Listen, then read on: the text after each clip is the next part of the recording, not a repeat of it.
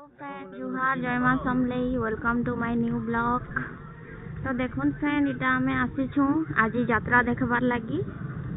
तो हनुमान जयंती उपलक्षे इटा डेकोरेशन हेइचे।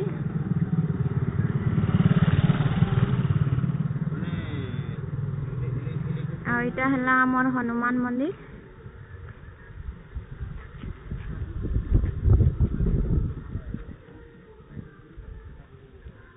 तो देखो केते सुंदर डेकोरेशन हेइचे।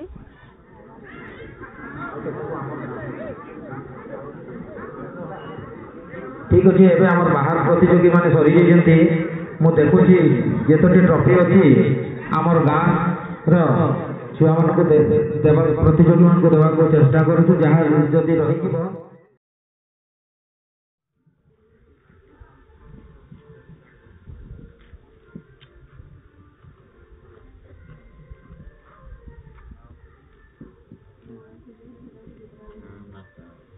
इटा हेले मोर हस्बैंड एतिक शूटिंग बजरे भी ओले कैसे काम ले ले दो आ इटा मोर ननन शूटिंग बजरे ने गुटे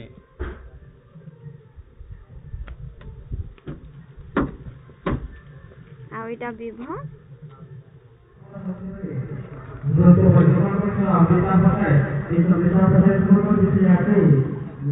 परिवर्तन करते राजेश्वरी दियंत आम टंकधर नायक